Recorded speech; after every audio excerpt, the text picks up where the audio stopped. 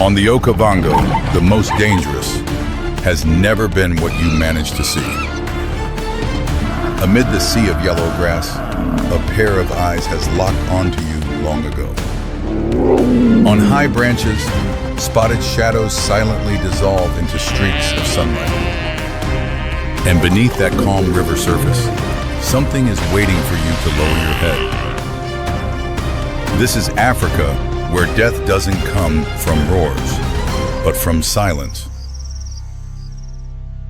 Africa's invisible assassins, the art of silent hunting. Midday sun blankets the plains. Heat makes the air shimmer slightly. No breeze, no cloud shadows, only silence stretching to the horizon. Amid the grassland, a zebra herd grazes, occasionally raising heads vigilantly, then lowering again.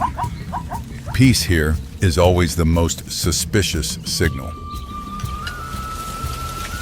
Not far away, amid that uniform yellow grass sea, an anomalous form blends completely into the environment, motionless and nearly impossible to recognize.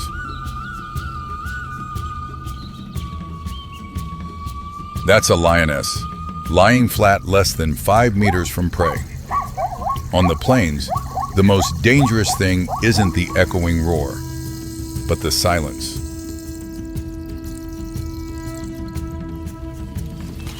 Africa isn't where the strongest rule, but where the best hidden survive. Biological camouflage is the supreme weapon of assassins.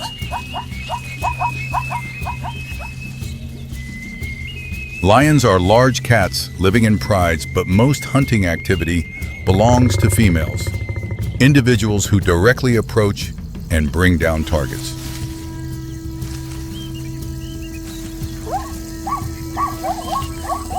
Tawny fur is the result of natural selection, helping the body blend into grass, minimizing risk of detection before attack.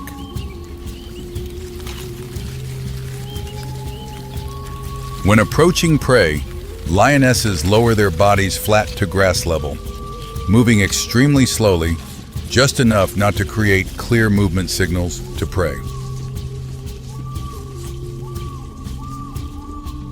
And they always approach against the wind, keeping body scent behind. This is technique accumulated through many hunts, not just simple reflex. Pack hunting turns them into perfect coordination machines. One group blocks ahead, one group chases, forcing prey to charge straight into ambush.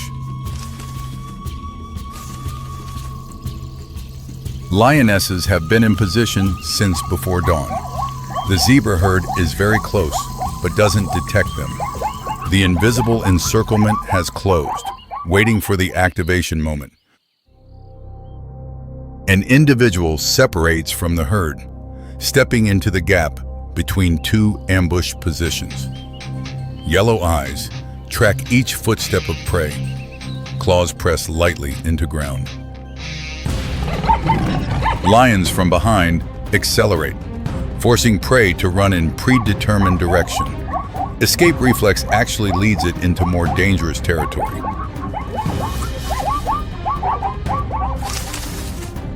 Individuals ahead simultaneously lunge out, blocking direction and closing in.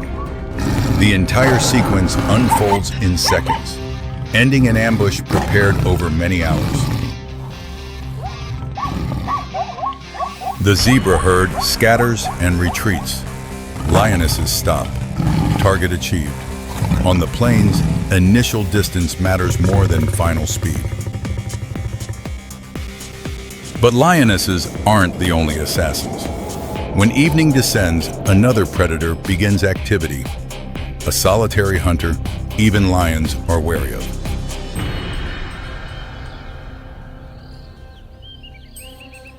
Leopards are masters of camouflage.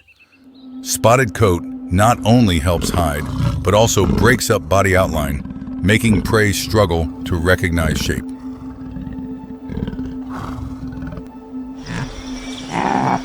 In complex lighting conditions, This mechanism allows predators to be present right before eyes without being detected in time.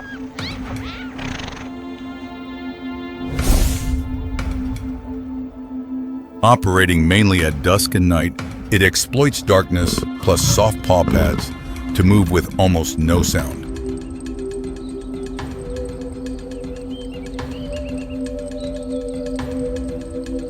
And leopards can drag prey heavier than their body up trees, turning canopies into safe dining places beyond reach of other species.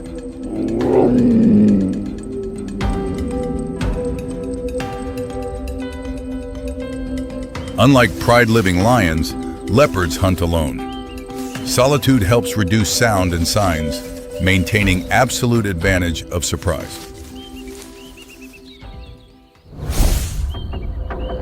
This evening, an antelope stands under a tree base, head lowered, grazing. Its reflex scans both sides but completely ignores overhead.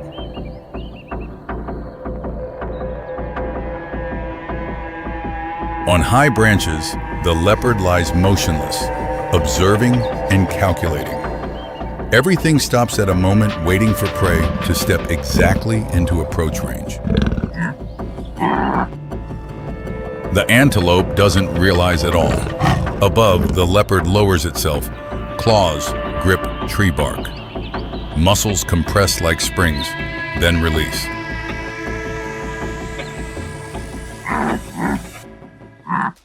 The leopard lunges down. Front legs seize the antelope's neck.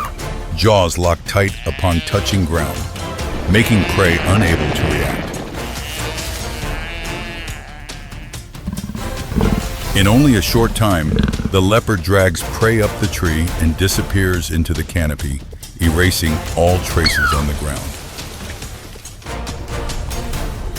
Lions disappear along the ground plane. Leopards disappear vertically, but both are still limited by the ground, while another danger exists where prey must approach.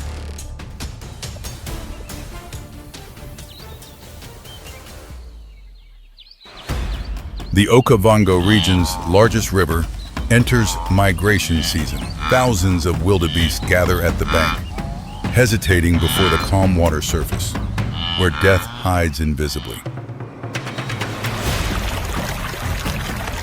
Nile crocodile, reaching 5 meters long, weighing 700 kilograms.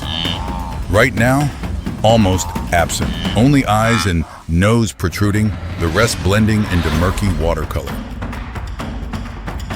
Rough gray-brown skin, matching river mud, helps it hide completely.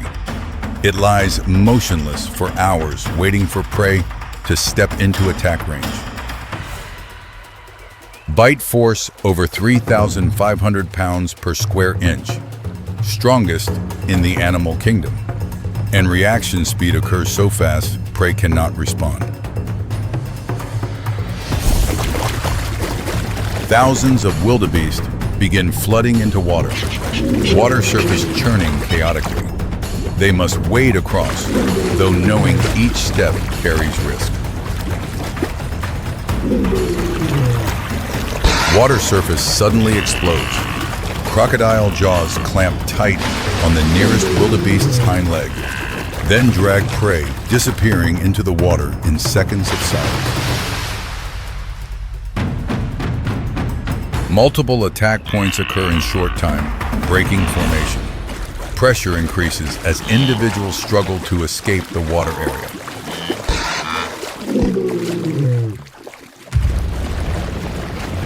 Individuals reaching shore stop to look back at the gradually stabilizing river surface, only stillness remaining, concealing death below.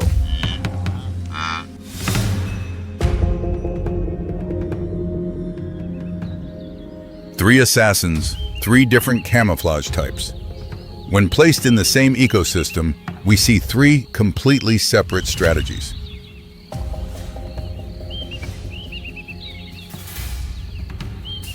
Lionesses camouflage horizontally, blending into grass and using pack coordination to drive prey into kill zones.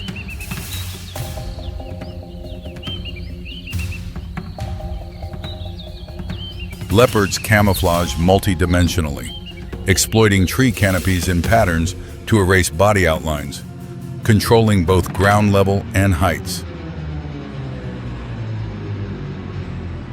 Nile crocodiles camouflage absolutely, hiding underwater, patiently waiting for prey to step into range.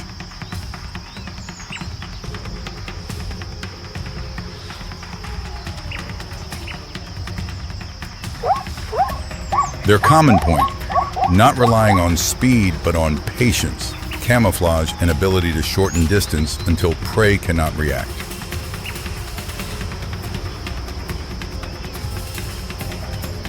But on the Okavango savanna, the three assassins' territories often overlap.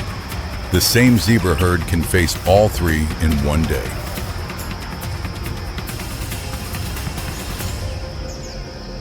Prey maintain continuous vigilance. Head down, eating for seconds, then raising to check. But when opponents have camouflaged, detection becomes uncertain. And that's precisely the survival paradox. Evolution enhances prey senses, while simultaneously optimizing predator concealment ability.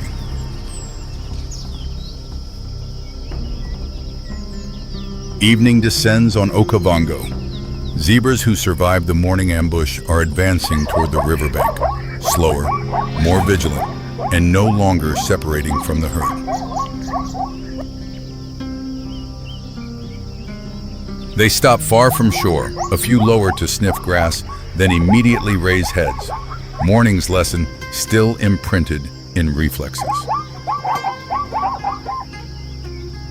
The lead individual advances first, scanning river surface and both banks, checking even the dangerous upper layer before stepping forward, only then allowing the entire herd to advance. The zebra herd drinks in rotation rhythm, half with heads down, the other half observing. No longer moments when the entire herd loses vigilance. Below water, crocodiles have positioned, but distance is kept farther than usual, conditions insufficient for effective strikes.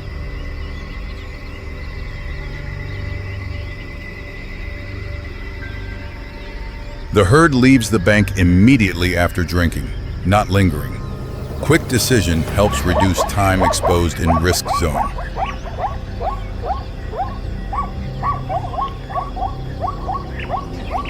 They stop to rest on high ground, standing in a circle, eyes facing all directions.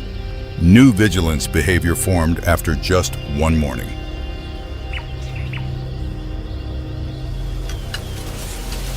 In sparse forest, an African rock python lies motionless, coiled under a rotten tree trunk.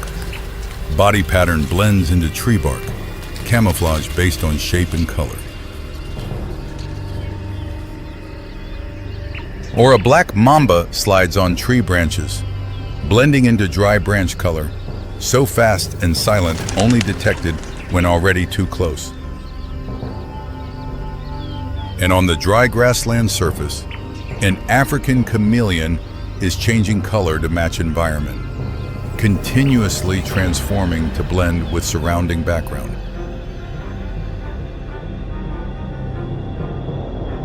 On the African plains, every spatial layer has those hiding, all operating in silence.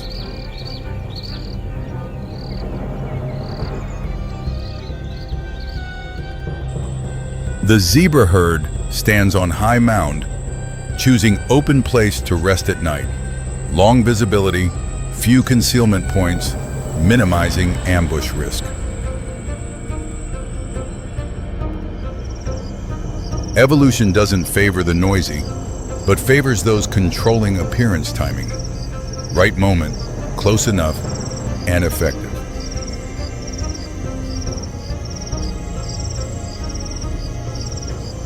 But it also rewards memory. After morning's loss, the zebra herd is vigilant enough to survive the afternoon by the river, where crocodiles cannot strike. Night blankets Okavango In 3 spatial layers, countless predators are lurking, and countless prey are moving in the same system, repeating a cycle existing very long. And the question each prey on the plains faces daily isn't, are there predators here? Because the answer is always yes. The real question, the life or death question, is much simpler.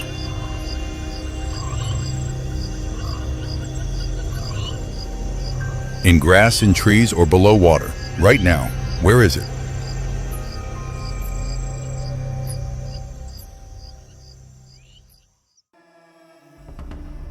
Dawn spreads across the Serengeti, piercing through thin mist, awakening the vast plains where creatures operate by harsh survival laws. Early wind carries the scent of damp earth and breath of thousands of creatures gradually waking, from small species to predators atop the food chain.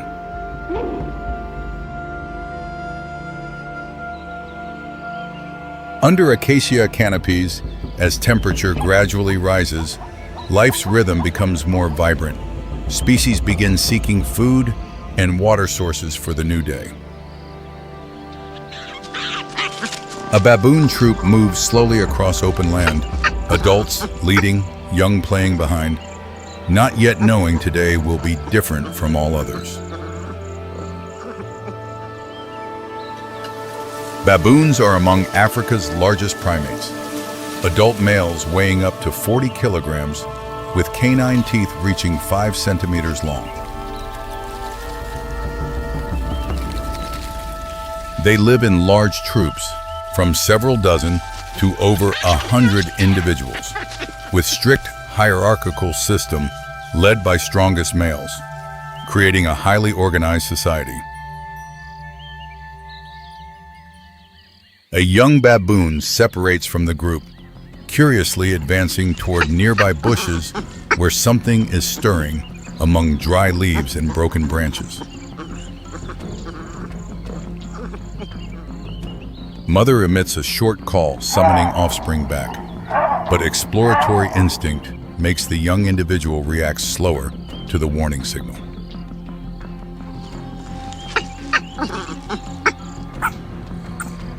Hiding in the bushes is a honey badger, creature dubbed the planet's most fearless animal according to Guinness World Records.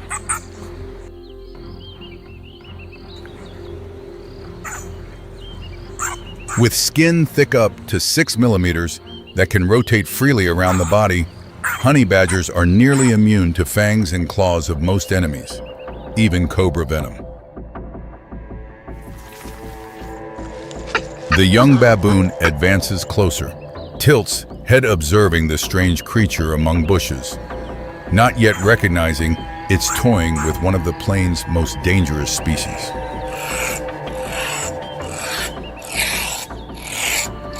The young baboon's small hand touches the honey badger's short tail and pulls lightly, gradually triggering an irreversible chain of events. The honey badger turns its head, black eyes showing no fear, only the cold warning of a warrior accustomed to countless life and death battles.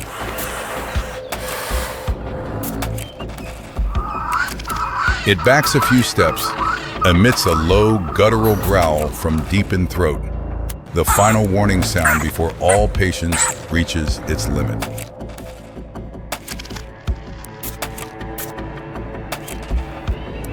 But the young baboon still advances, and this time pulls harder, crossing the boundary no creature should touch when facing a honey badger. To understand why the honey badger's next reaction is so terrible, one must look at the weapons evolution has bestowed upon this creature over millions of years.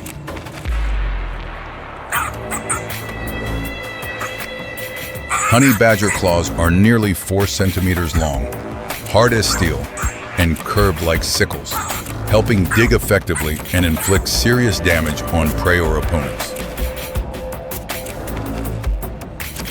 Though jaws aren't large, they have bite force enough to crush turtle shells, and more importantly, the instinct to target weakest points on opponent's body. In contrast, baboons possess canines more developed than even leopards, but their true strength lies in numbers and collective coordination.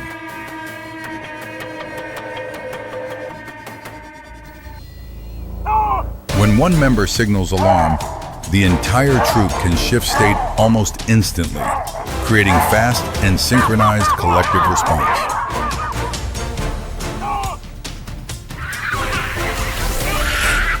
The honey badger whips around and bites the young baboon's arm. Screams ring out, tearing the silence, spreading like an emergency alarm signal.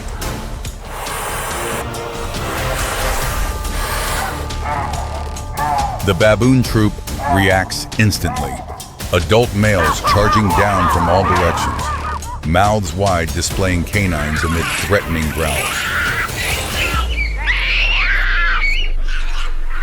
In just seconds, the honey badger is surrounded by the baboon troop. They form a closed circle with no gap for the intruder to escape.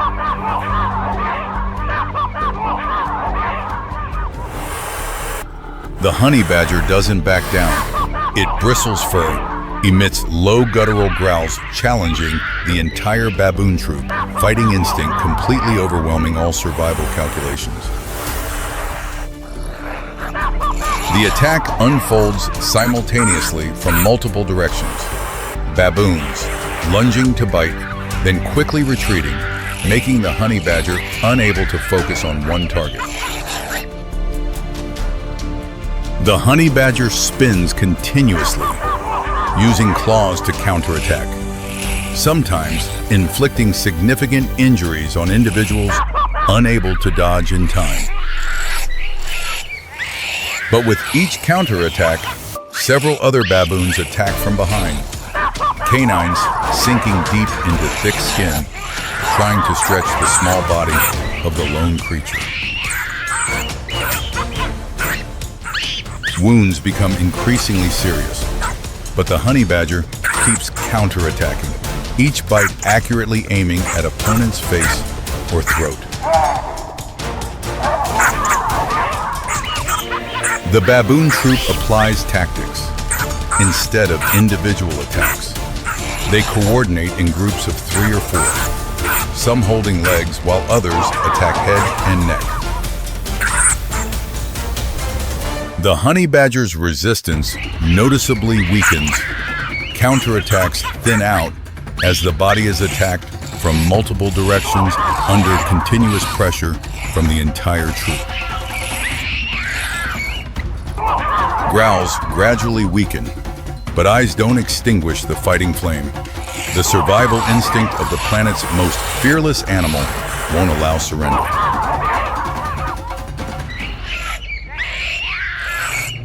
The exhausting battle lasts nearly 10 minutes. Finally, the honey badger collapses, not from lack of will, but because the body has exceeded endurance limits. But the baboon troop continues attacking even when the creature has stopped resisting. Protective instinct won't allow any threat a chance to recover. The lead male drags the carcass onto a low branch. This behavior marks the transition from territory defense to utilizing valuable protein source.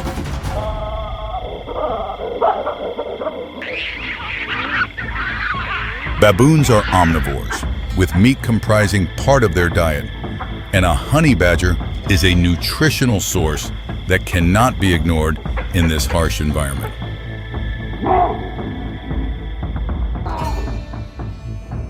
Dust hasn't yet settled. Blood scent spreads in hot air, creating easily recognizable signals for other predators at distant range. A figure appears at the area's edge, moving low and almost soundlessly, showing the cautious approach of another predator species.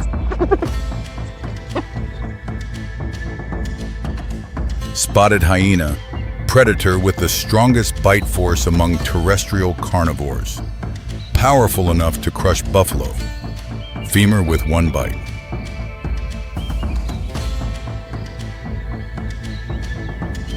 The creature doesn't charge straight into the baboon troop's center.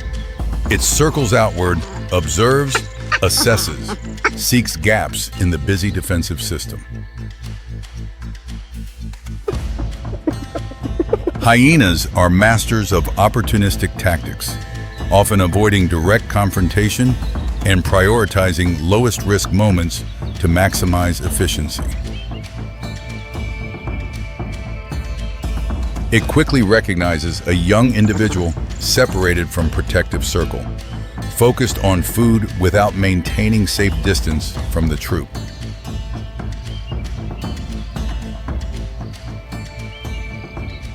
Distance close enough for a short 60 kilometers per hour sprint to create absolute advantage before adult individuals can react.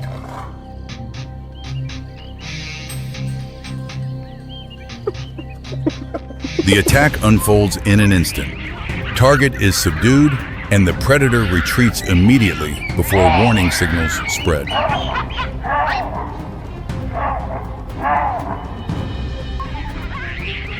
But the hyena has misjudged the situation. The baboon troop just experienced conflict, making their warning system operate at high sensitivity.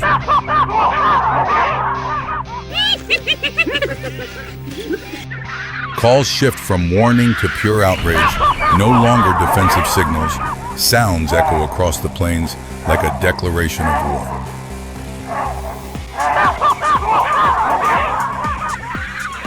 The hyena recognizes the mistake as the baboon troop approaches faster than expected. Prey in mouth reduces speed, making safe distance rapidly close. First individuals have closed in from both sides, forcing the hyena into encirclement exactly like what they did to the honey badger just minutes before. The hyena must make an instant decision. It drops the young baboon to ground and turns to face the vengeful troop, jaws bared in threatening growls.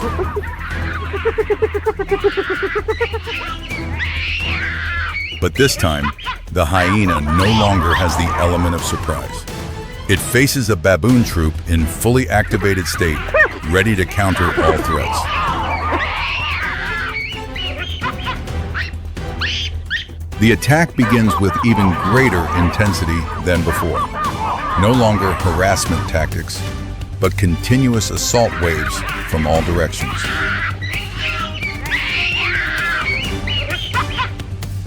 The hyena resists fiercely, its jaws powerful enough to inflict serious casualties. But pressure from numbers makes it unable to focus on specific targets.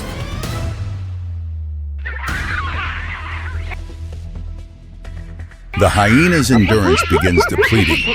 Each bite consumes energy while the baboon troop continuously rotates attacks. The creature drops to one knee, tries to stand but is pushed down by the weight of 3 or 4 baboons at once. Encirclement tightens with no escape route. The outcome comes faster than with the honey badger. Hyenas lack thick protective skin, and the baboon troop learned lessons from the previous battle, attacking the most effective points.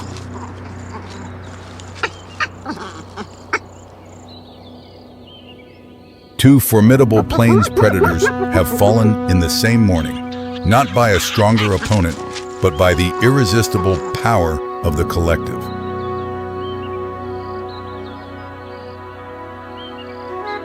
Afterward, the baboon troop quickly stabilizes. Individuals return to familiar roles, and daily rhythms continue as usual.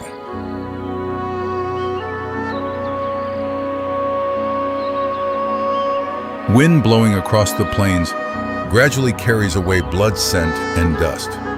Dry grass bends like endless waves. gradually concealing traces of the life and death battle just unfolded.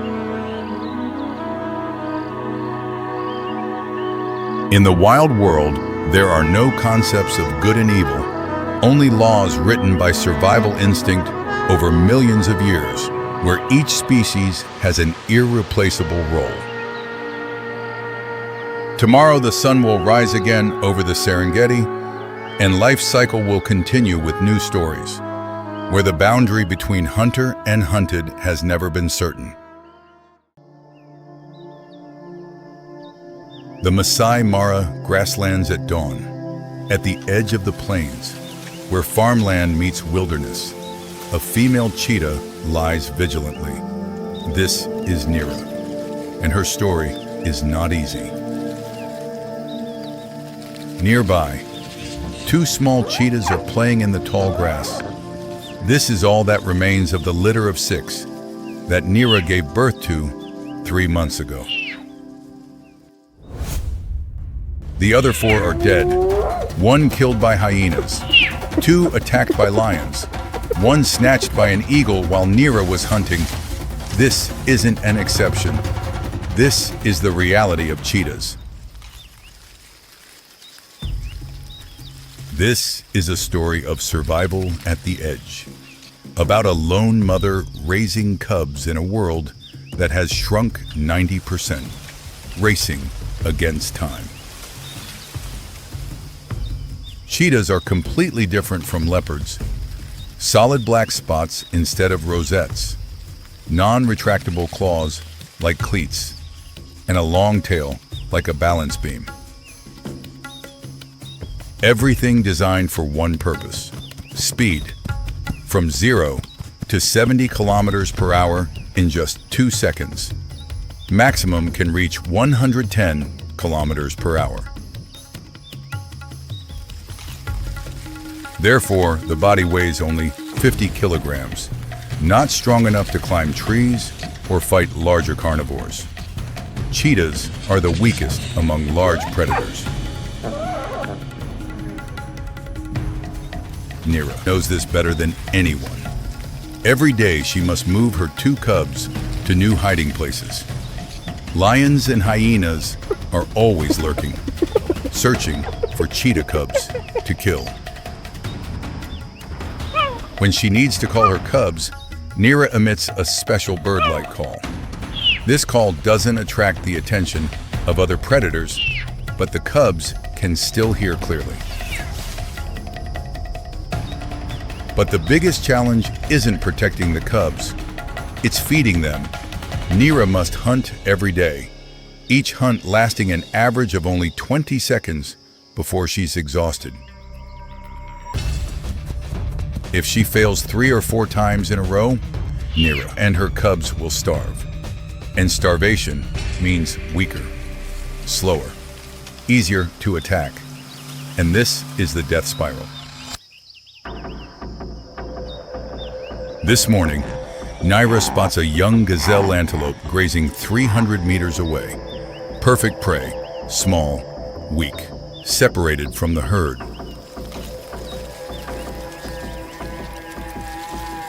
She moves meter by meter. Her tawny coat with black spots blends completely into the dry grass.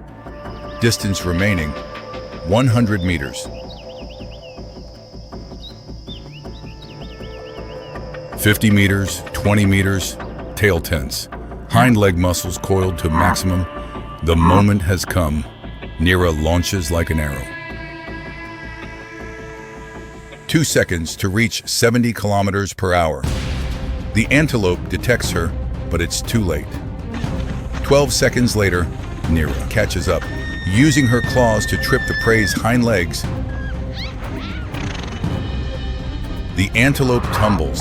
Nira immediately bites the neck, suffocating the windpipe. The entire hunt lasts 17 seconds. But Nira is panting as if she just ran a marathon.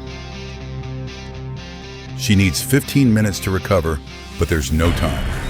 The smell of blood spreads. Hyenas will arrive in 5 to 10 minutes. Nira calls her cubs to eat quickly. The two little ones eat hurriedly. Neera doesn't eat, only watches the surroundings. The mother always eats last. If there's food left, this is the survival law of cheetahs. But today is unlucky. 7 minutes later, a pack of hyenas appears. Neera immediately calls her cubs to retreat. Can't fight, can only run. The meal is lost. This is the reality of cheetahs. 50% of kills are stolen by lions, hyenas, or vultures. Catching prey doesn't guarantee getting to eat. But Neera doesn't give up. That afternoon, she hunts successfully again. This time, she finds thick bushes to eat safely. The cubs get full bellies. Today is a good day. Months pass. The two cubs grow gradually, from 5 kilograms to 20 kilograms. Neera begins teaching them to hunt. First lesson, observation. Neera lets the cubs watch from a distance when she hunts. They learn how to choose prey, how to approach undetected, how to calculate distance. Second lesson, practice.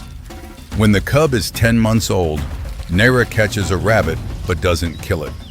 She lets the cub practice the technique of tripping and neck biting.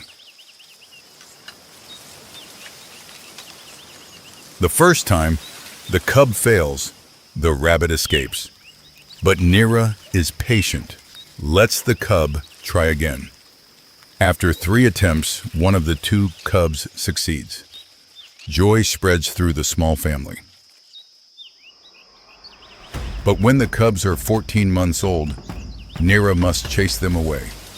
Not because she doesn't love them, but because instinct protects them from adult males. The 2 siblings must now be independent, too early compared to nature. But the shrinking environment doesn't allow otherwise. They're still immature, but must face the adult world. The first week, they fail at hunting continuously, hungry and afraid.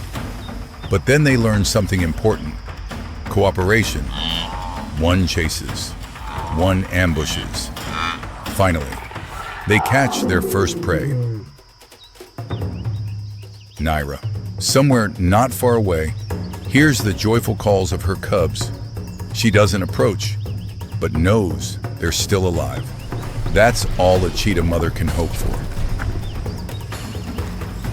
Currently, only about 7,000 cheetahs remain in the wild, down from 100,000 individuals at the beginning of the 20th century. Every survivor is a miracle. Lifespan decreased from 15 years to only 8 years.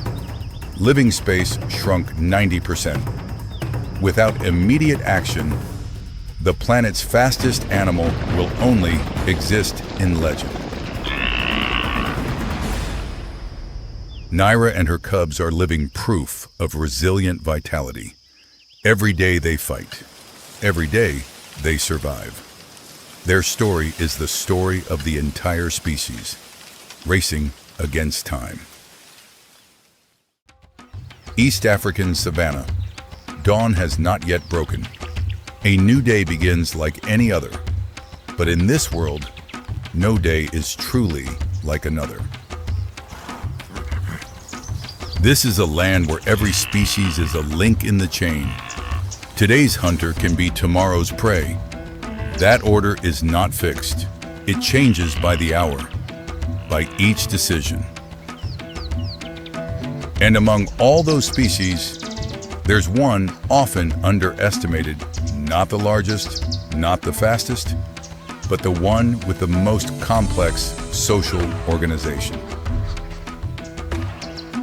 This is the story of encounters, of losses, and of what happens after, when the hunter becomes the hunted.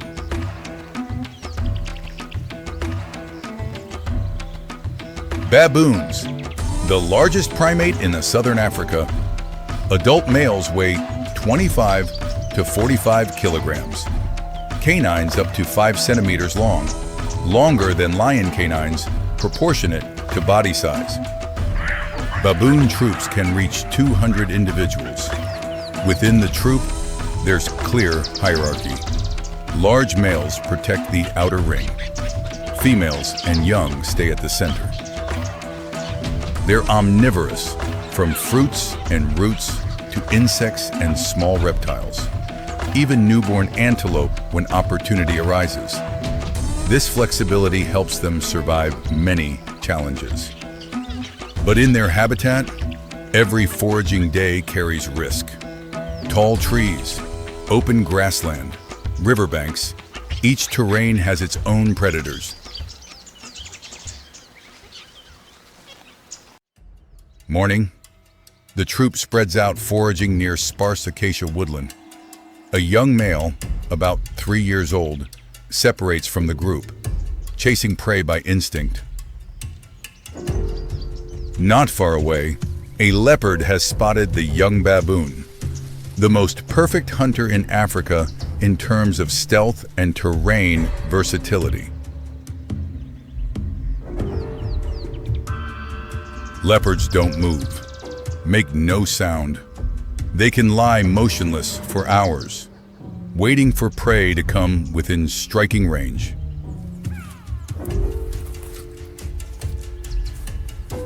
The young male runs through the ambush predator's line of sight.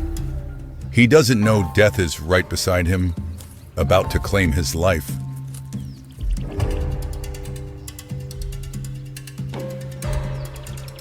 A leap erupts. At maximum speed, the leopard allows no mistakes. It quickly seizes the young male.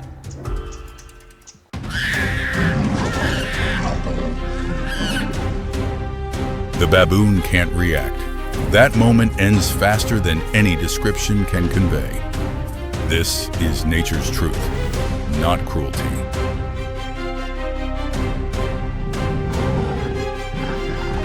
But the baboon troop isn't far. And in baboon troops, every call carries information. The alarm call, leopard attacking.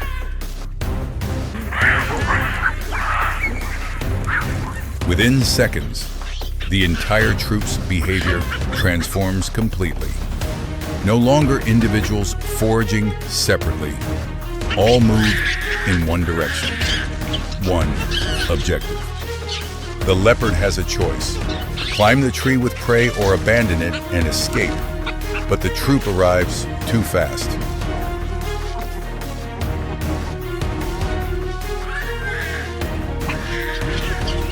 Large males weighing 40 kilograms, 5-centimeter canines, and most important of all, they come together. This is no longer individual confrontation. The leopard decides in an instant, abandons the kill and flees. This is the right choice. Being isolated by a baboon troop is extremely dangerous. The troop doesn't pursue. They understand it's futile. Instead, the group quickly restores order and minimizes loss.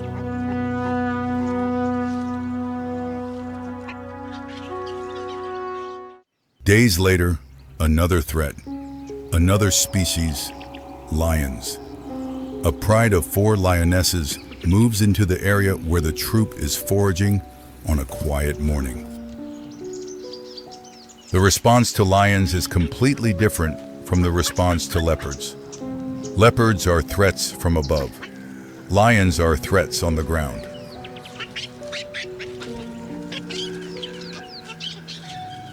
From above, the troop observes. They call loudly so the lions know they've been detected. In the hunting world, losing the element of surprise means losing the greatest advantage. The lion pride passes without stopping. To lions, baboons and trees aren't priority targets, but young ones on the ground are different.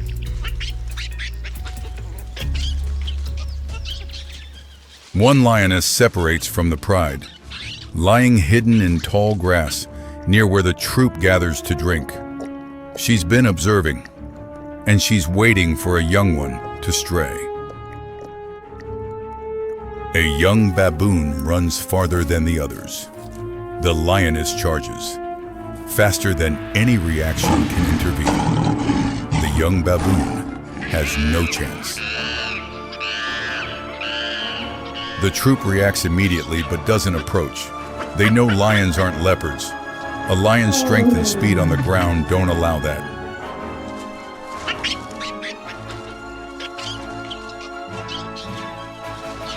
A 130-kilogram lioness on open ground isn't an opponent the troop can effectively surround. They know this.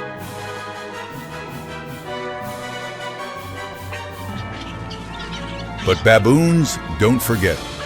Research documents that this species can remember individuals of other species, especially those that have harmed the troop.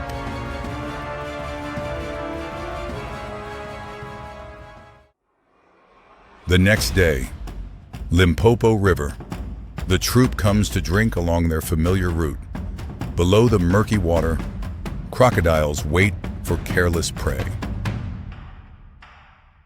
In the troop, young ones typically drink at positions closest to shore. But riverbanks don't always allow ideal formation.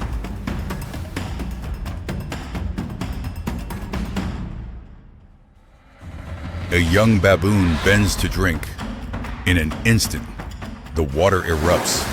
No warning, no prior sound. A technique refined over millions of years. No chance for the young baboon. Nile crocodiles with bite force around 5,000 psi and reflexes under 0.1 seconds leave no gap. The troop remains at the water's edge. A few males just watch and roar. That behavior doesn't change the outcome, but shows social structure doesn't easily dissolve after loss. Then they leave. Order is re-established in heavy silence. Ahead still lies grassland, where risk and opportunity always coexist. A week later, the lioness pride returns, bringing 2 cubs about 6 weeks old. When the mothers leave to hunt, the 2 lie beneath low tree cover. Baboons discover this before we realize. From the tree branches, the lion mothers have gone far. 2 lion cubs lie alone.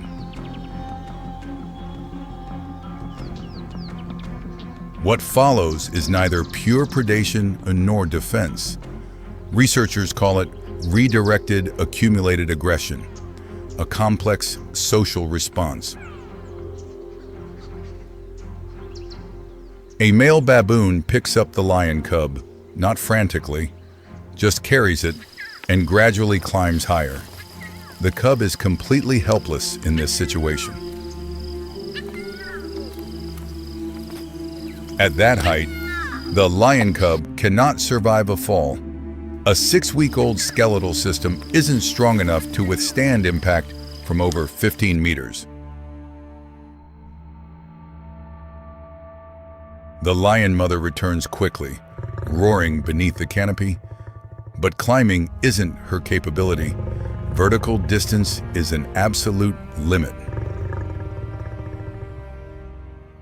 The male baboon looks down and releases his grip, a behavior documented in primate studies in South Africa as a form of redirected accumulated aggression.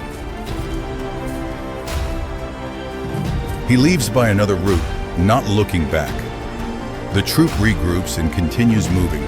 No ceremony, only cold continuation.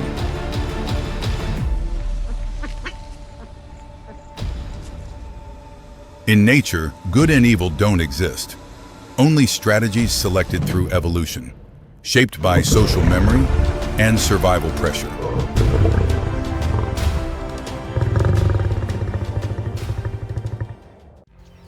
Chakmanda baboons still maintain large populations, but shrinking habitat and increasing urban conflict pose new challenges. When dusk falls, they climb the tallest acacia trees, choosing height as their shield. Tomorrow repeats, like every survival cycle.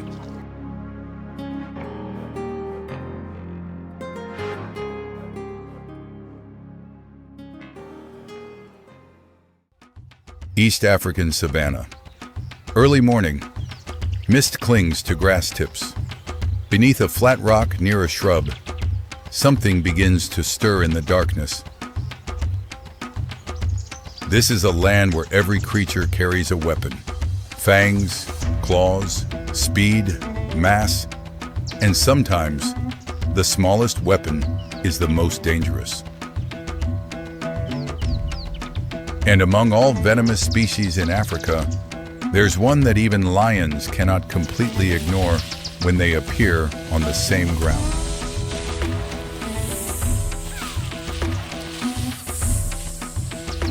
This is the story of two species. One dominates through strength and numbers. One dominates through speed and venom. And what happens when they meet?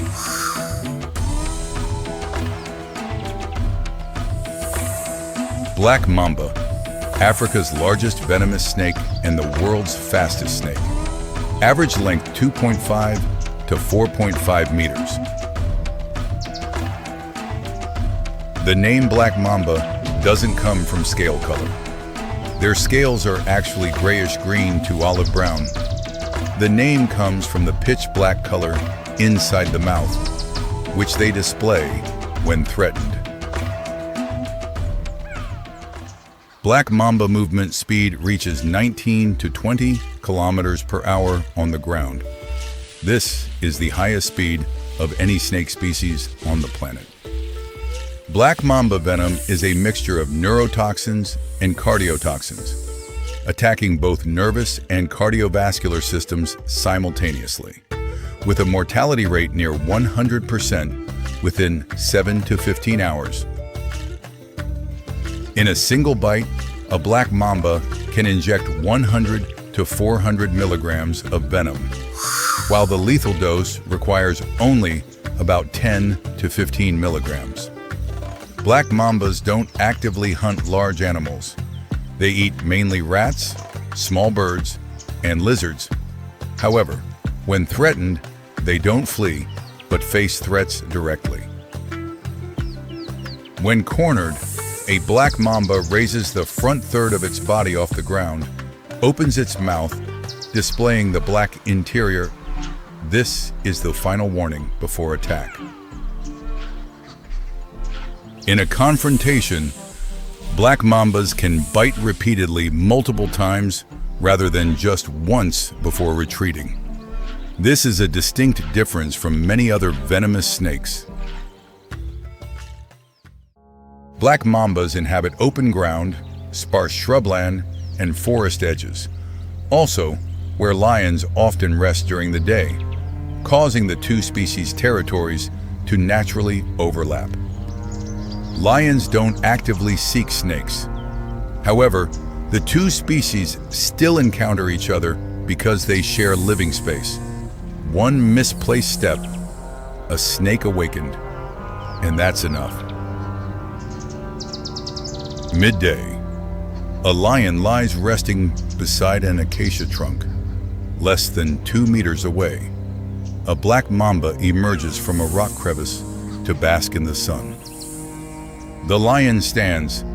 This isn't fear, but a snake avoidance reflex deeply embedded in the nervous systems of many large mammals. The black mamba raises its head, displays its black mouth, body coiled lightly behind the head, ready. It doesn't slither away. It stands its ground, appearing much larger. The lion stands still, observing, not advancing, not retreating.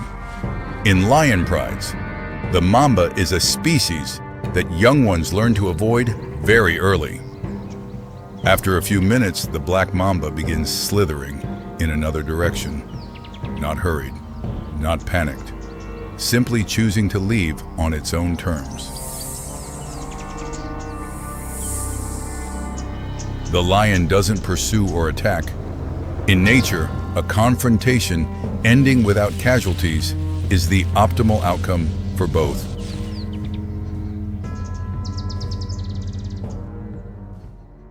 But not every encounter ends in silence. When inexperienced young lions curiously approach black mambas, that's another danger.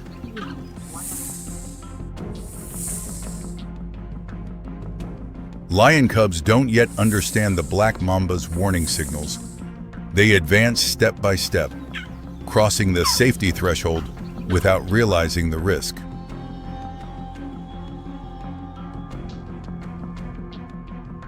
The mother lioness detects this in time and rushes over, using her body to push the cub out of striking range before the mamba can react. Facing an adult lion, the black mamba changes its decision. It retreats, then slithers quickly into nearby bushes. Danger temporarily passes. But there's another species in Africa that doesn't view the black mamba with cautious or avoidant eyes. The honey badger, the world's most fearless animal. Honey badgers stand only about 11 inches tall, roughly 2.5 feet long, and weigh around 35 pounds. But their back skin is 6 millimeters thick and tough enough to resist snake fangs. Honey badger immune systems can resist venom from many snake species, including some cobras. With black mambas, the level of venom resistance is still being studied. The black mamba detects the honey badger when the distance is about 4 meters. It raises its head, displays its black mouth, and hisses a warning. The honey badger continues approaching. The honey badger closes in.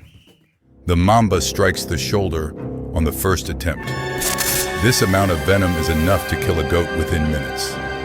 The honey badger jerks, staggers, then collapses. The black mamba slithers away.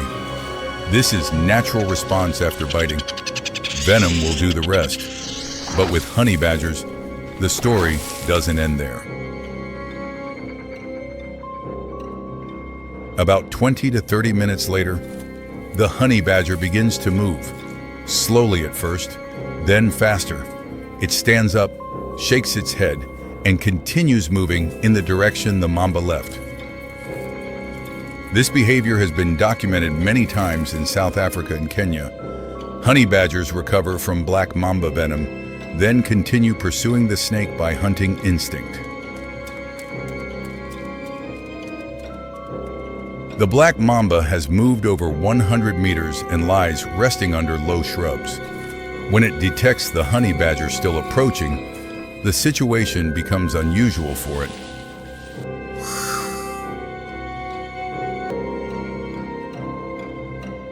The mamba bites a second time when the honey badger closes in, this time hitting the neck area. The honey badger falls again. The snake immediately climbs a nearby low tree.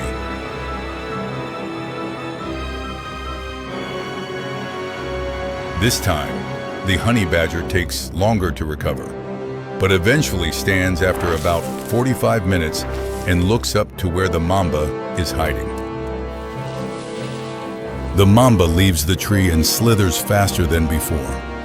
This is the true speed of the world's fastest snake when deciding to retreat. Distance gradually increases. The honey badger can't catch up.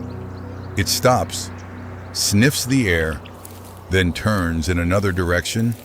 No clear winner. Both still alive and continuing their day. Very few species can endure 2 black mamba bites, fall twice, and still stand up. The honey badger doesn't win.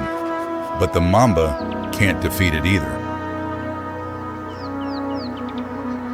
The question isn't whether the black mamba can win. The issue is what victory means when neither needs to destroy the other to continue existing. In nature, a victory has only one definition: still alive the next day. Today, both black mamba and honey badger meet that criterion.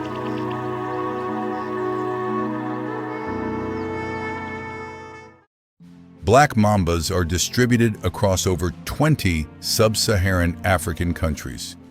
They're not yet critically endangered, but habitat loss and killing out of fear are shrinking their range. In most encounters between humans and black mambas, snakes choose to escape first. They only attack when there's no escape route.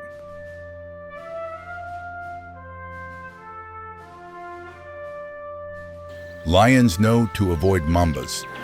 Honey badgers know how to cope.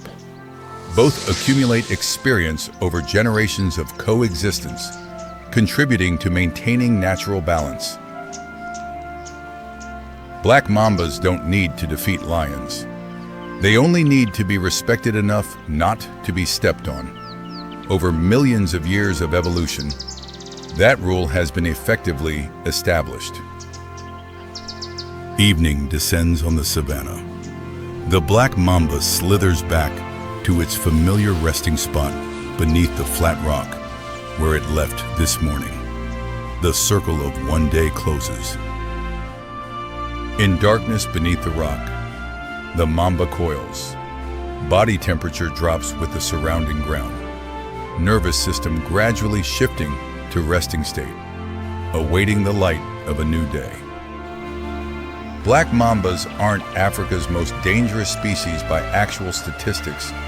Crocodiles, hippos, and even mosquitoes cause more deaths each year. Venom isn't a tool of conquest, but a means of survival. For millions of years, it's helped mambas exist alongside the king of the grasslands. And that is enough. Afternoon sunlight filters through the dense tropical canopy, air scorching hot, burning every living creature. The harshest summer day of the year in the Sundarbans region.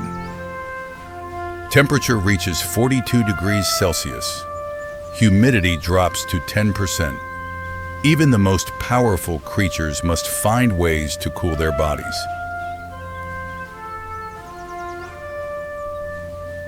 The river flows with murky water, cool, inviting, but beneath the seemingly calm surface, danger still lurks.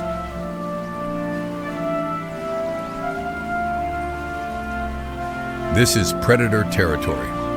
Bengal tigers, saltwater crocodiles, two apex predators, two different worlds, but sometimes two worlds collide. The Bengal tiger is one of 6 tiger subspecies still existing on Earth. In the wild today, only about 2,500 individuals remain. This tigress has 4 cubs, 4 months old enough to follow their mother, but still too small to face this dangerous world.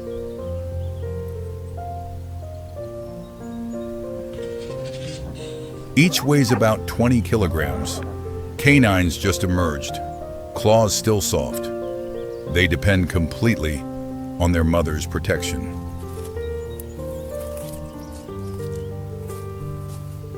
Tiger cub survival rate in the first 2 years is only about 50%. Starvation, disease, other predators, and sometimes accidents no one anticipates. The mother tiger has territory spanning roughly 20 square kilometers, sufficient food sources, but in the brutal heat, water is essential for survival.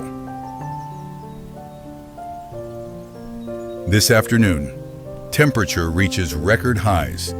The mother tiger needs to cool herself and her cubs. The nearby river becomes the only option.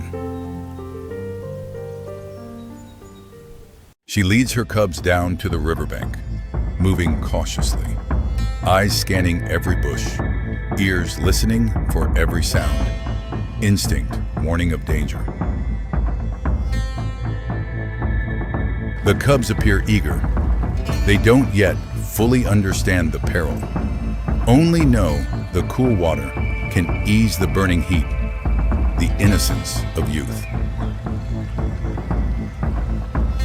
The mother tiger stops at the water's edge, drinks, sniffs the air, observes the surface.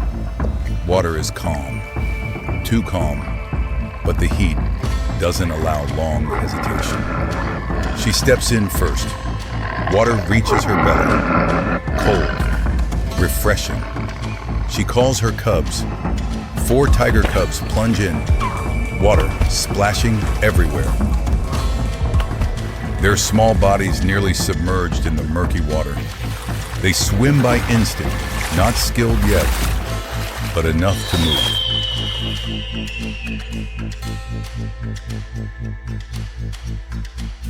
The mother tiger moves slowly. She probes the mud beneath her feet, all senses operating at maximum, a deep vigilance evident. Saltwater crocodiles are the largest surviving reptiles. They can reach 7 meters long, weigh over a ton, and have lived in this region for millions of years.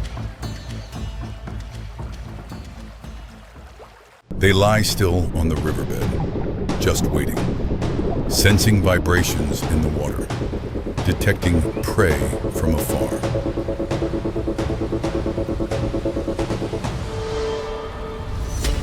The mother tiger senses something changing in the water, a movement, an unusual current. She emits a low warning growl.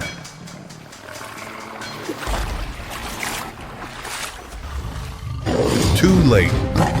From the riverbed, a violent surge of water erupts. Mud and white foam. A massive muscular mass launches to the surface. One tiger cub is seized unexpectedly.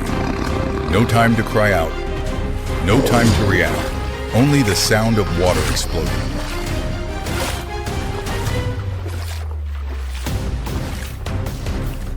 The mother tiger thrashes frantically. The water heavy with the scent of sudden loss. She charges forward, herding her cubs toward the opposite shore. The 3 remaining cubs swim desperately, terrified, panicked, but still following their mother, survival instinct driving each swimming stroke through the water. Behind them, the crocodile tosses its prey into the air, the brutal death roll. But this isn't cruelty. This is nature's essence. The mother tiger looks back, amber eyes wide, the helpless rage of a mother, but she cannot return. The mission now is protecting the 3 that remain. As they near solid ground, the water erupts once more. A second crocodile launches from the mud, right beneath the mother tiger's flank.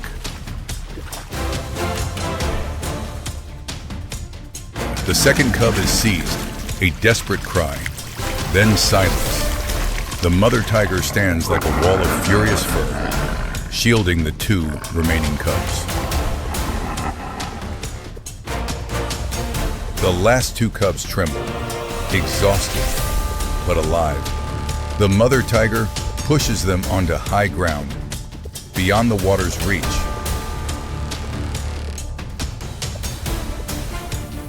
Upon reaching safety, grief instantly transforms into primal rage. She turns on the bank, a mass of rippling, furious muscle. She plunges back into the deadly water, not searching for prey, just rage erupting, an instinctive reaction to the loss just suffered. 210 kilograms of tigress confronting nearly a ton of crocodile, claws raking thick scales, trying to find weak points, but there are almost none. The crocodile spins, teeth sharp as knives, tremendous bite force, but the mother tiger still doesn't retreat. Protective instinct keeps her fighting back. The battle lasts 30 seconds, but the river is crocodile territory. Water is their advantage. The mother tiger begins to tire.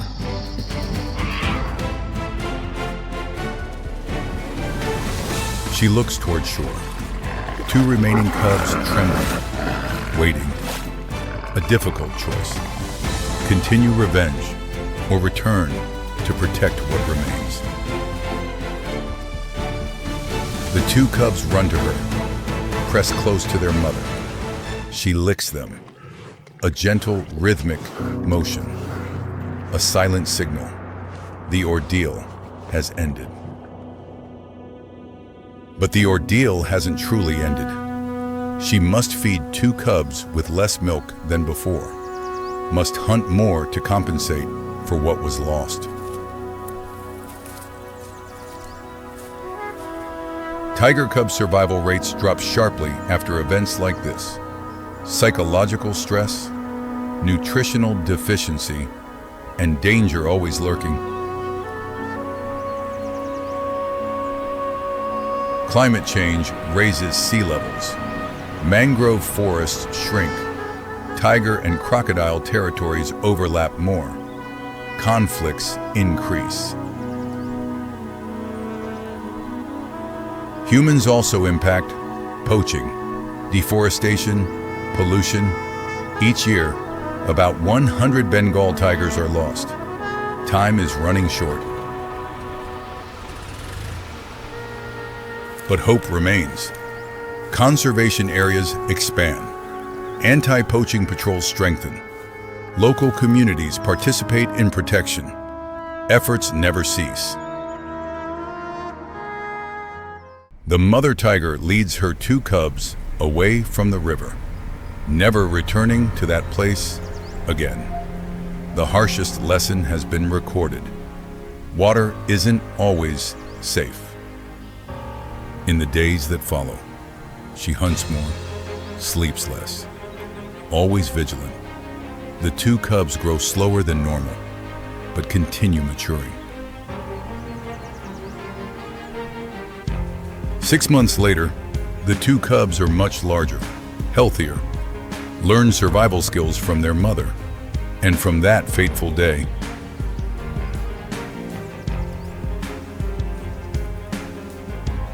they learned a harsh lesson. Nature doesn't forgive mistakes. Every decision has consequences. And sometimes, survival is just luck.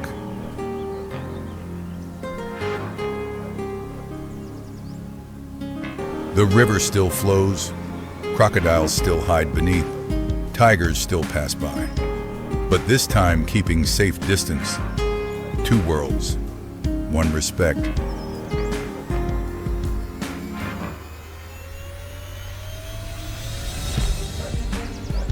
In the silence of the Sundarbans forest, a lesson is recorded.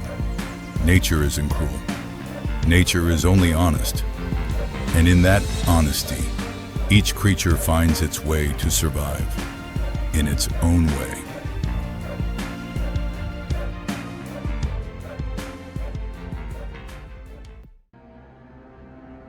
Afternoon sunlight illuminates the Serengeti grasslands. Dry grass glows golden under temperatures of 35 degrees Celsius, a typical day in the heart of Africa. Here, every meal must be contested. Predator and prey, robber and robbed. The line between success and failure is very fragile. Two predator species are about to collide. One side is a warrior with deadly weapons. One side is an opportunistic thief who will claim victory.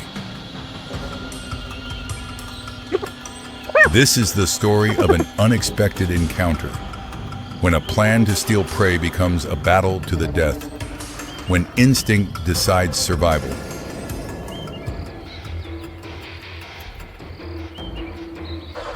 The secretary bird is one of Africa's most unique birds of prey.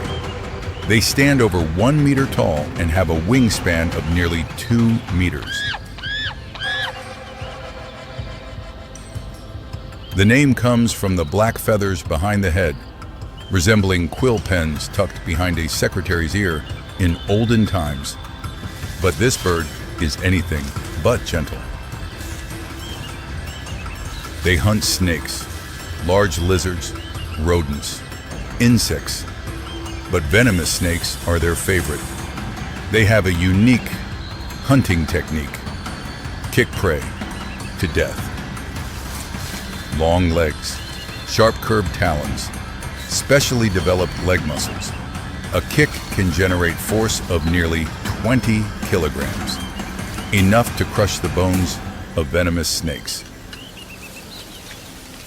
Serval, also called grassland wildcat, smaller than spotted leopards but larger than house cats. They weigh about 9 to 18 kilograms. The largest ears in the cat family relative to body size, superhuman hearing, can hear mice moving underground.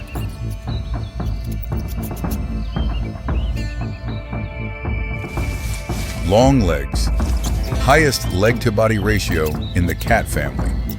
It can jump up to 3 meters high and achieves a hunting success rate of about 50%. But today, the serval isn't hunting.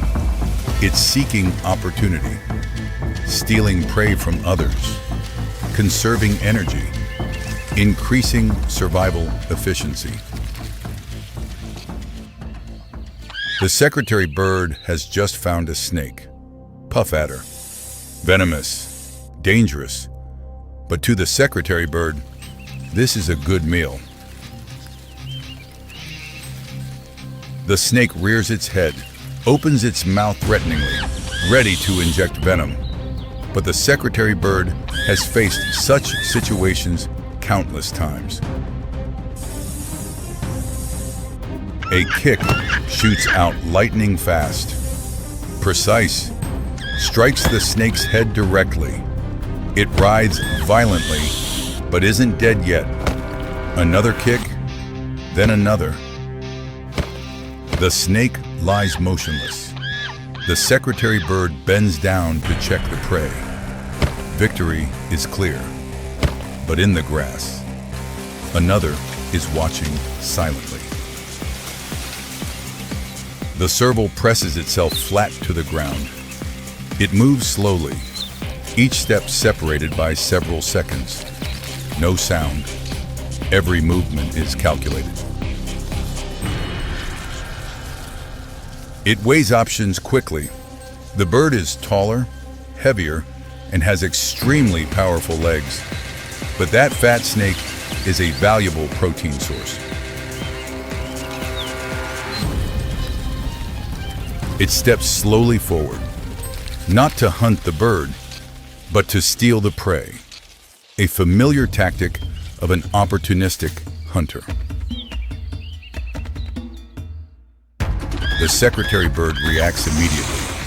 Defensive instinct flares. It clamps the snake tightly in its beak and won't let go. This prey belongs to it. It spreads its wings nearly 2 meters wide, creating a large visual wall. The goal is to make the cat back down, a familiar defensive tactic. The serval backs away a few steps, but doesn't leave.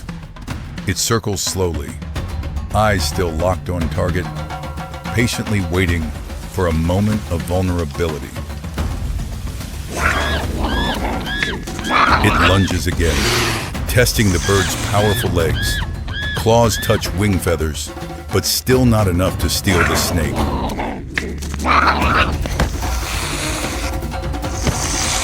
The snake falls to the ground, but the conflict has now gone beyond food. No longer a dispute over prey. This is a battle. The secretary bird unleashes the first kick, lightning fast. Nearly 20 kilograms of force in an instant, misses the cat's head by just a few centimeters. The serval dodges quickly. Reflexes of a born hunter. It lunges, trying to bite the bird's knee joint to neutralize the dangerous legs. The bird jumps back. Second kick hits the cat's shoulder. Not strong enough to cause serious injury, but enough to cause pain.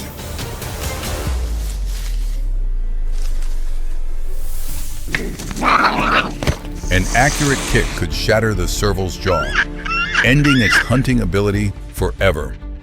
Therefore, the cat must strike very fast and precisely. The serval lunges again, this time lowering its body. It pounces on the secretary bird's chest area. Claws dig deep, pulling the bird down. The secretary bird struggles violently. Wings beat on hard, creating wind currents that send dust flying. It tries to kick, but the serval has latched too close for the strike to be effective. The battle lasts about 3 minutes, consuming enormous metabolic energy. Both are breathing heavily, but neither side will let go. The serval changes tactics. It seeks the bird's neck position. This is the cat family's familiar killing technique, the suffocating bite.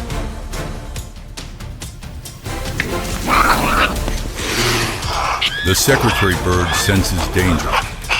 It struggles to escape, but the cat's weight presses heavily. Wings no longer have space to swing. The serval seizes the bird's neck. Fangs sink deep, not piercing completely, but clamping tight. The goal is to cut off oxygen. Time decides life and death. The bird lies on the ground, wings spread wide on the dry earth. It's still alive, but no longer has strength to continue fighting.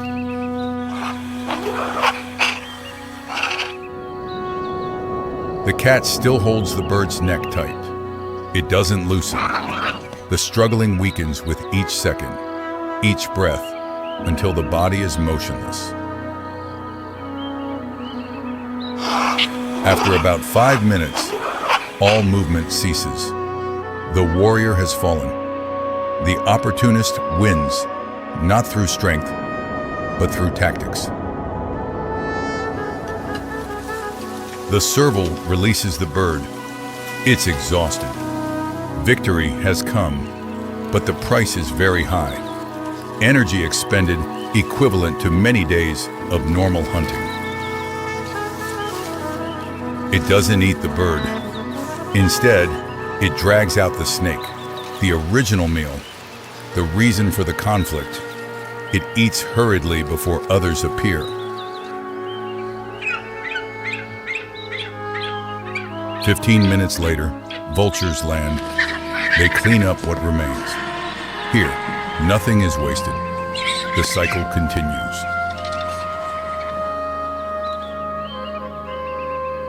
Prey stealing is common behavior in Africa.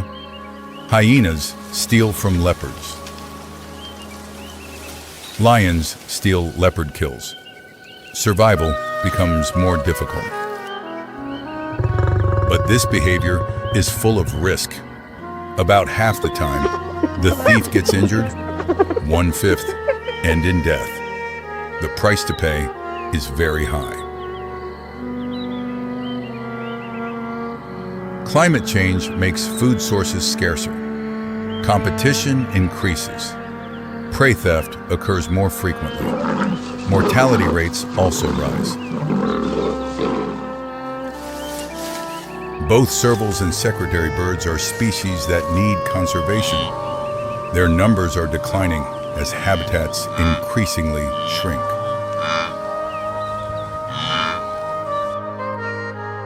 As the sun sets over the Serengeti, the grassland gradually quiets again. The cat has left. Vultures have flown away. Only traces of battle remain on the sand.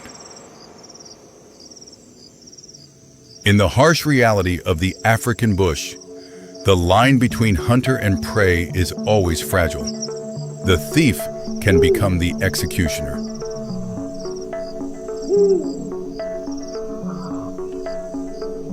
No heroes, no villains, only creatures trying to survive by any means and any tactics possible. And in the silence of the Serengeti night, one law still silently operates. Nature doesn't judge.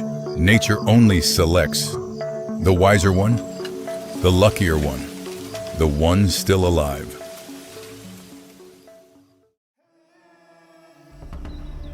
The sun has not yet reached its peak. The African grassland stretches out in silence. Only the wind gliding across the yellowed grass as it bends and sways. In the distance, a small figure moves low to the ground, steady, unhurried, as though it knows exactly where it is headed.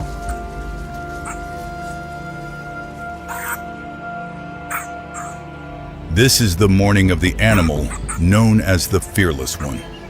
On this savanna, very few creatures dare to hunt alone in broad daylight.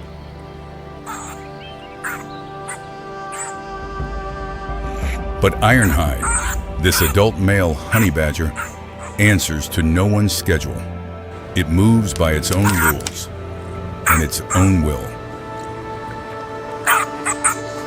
The honey badger is a small carnivore belonging to the family Mustelidae, widely distributed from sub-Saharan Africa to the Indian subcontinent. Its average weight ranges from 9 to 14 kilograms.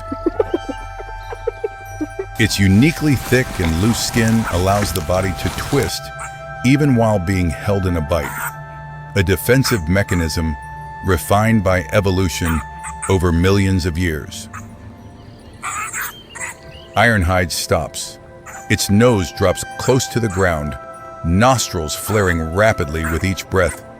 Something in the morning air causes it to change direction. The honey badger's sense of smell can detect prey at distances far beyond what the eye can see. A single odor molecule is enough to trigger its instincts. Ironhide begins to accelerate, head lowered, tail held level, the typical hunting posture of a honey badger, signaling that it is not exploring, but closing in on a confirmed target.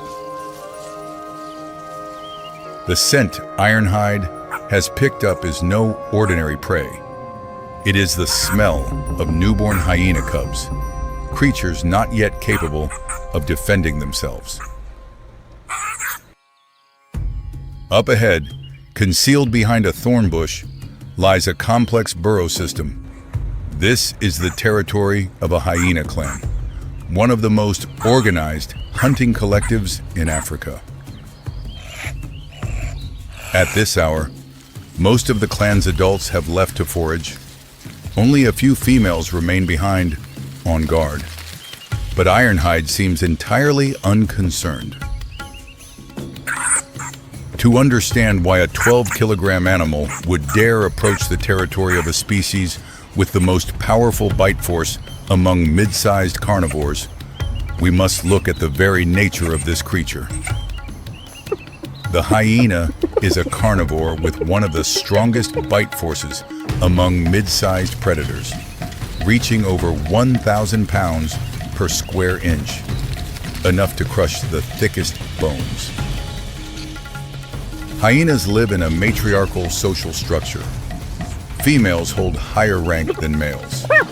Within the clan, all territorial defense decisions are coordinated collectively.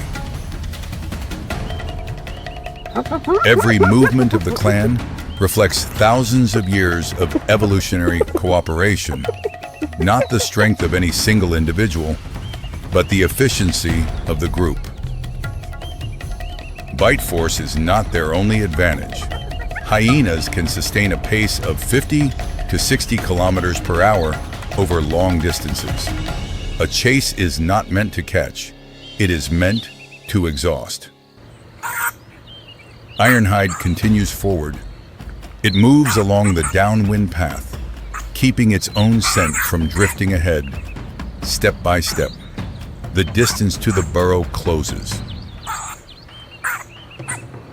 This is not the first time a honey badger has approached a hyena den. Field observations show that this behavior appears when food sources become scarce. Risk is always present on the honey badger's journey.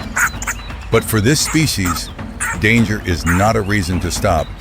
It is merely a variable in the equation of survival. Ironhide crosses the outer boundary of the territory. It is now within range where any hyena can spot it and react within seconds. At the burrow entrance, the cubs lie huddled together. They are not yet capable of self-defense, still inside the den, and entirely dependent on the clan. The honey badger takes a few more steps forward. Its nose sweeps close to the ground, head tilting slightly to the right, the typical scent-tracking behavior before a strike. It has detected the cubs. A short, sharp cry rises from the hyena's burrow. A cub is pulled out into the light, and in an instant, the stillness of the grassland vanishes entirely. The nearest female hyena raises her head, both ears standing straight up. She immediately understands this is no sound of wind or playful cubs. It is a warning sign of danger. Within seconds, the mother hyena lets out a series of low, drawn-out whoop calls. The signal carries far across the plain, calling other clan members to return immediately. Ironhide turns around. Behind it, the hyena clan is accelerating from two directions, while ahead lies only open ground with nowhere to hide. Surrounded in that moment, the honey badger drops the cub and turns to face the threat. Its survival instinct chooses to fight rather than flee. The mother hyena moves straight to the cub, lifts it gently in her jaws, and pulls it back toward the burrow. Meanwhile, the two remaining hyenas advance on Ironhide. For the hyenas, securing the cub is only the first step. Once the vulnerable individual is safe, the clan typically coordinates to eliminate the intruder from their territory. Ironhide does not run. Hackles raised, back lowered, jaws wide open, a full combat stance. For this animal, escape sometimes begins with confrontation. The hyenas take turns attacking. The honey badger spins in half a second and bites back into the nearest muzzle. The hyena recoils, not from pain, but from surprise. This is the moment where the honey badger achieves something rare in nature, making a much larger animal pause. For a few seconds, the hyena clan hesitates. But that pause does not last. One hyena moves in from behind, while another draws its attention from the front.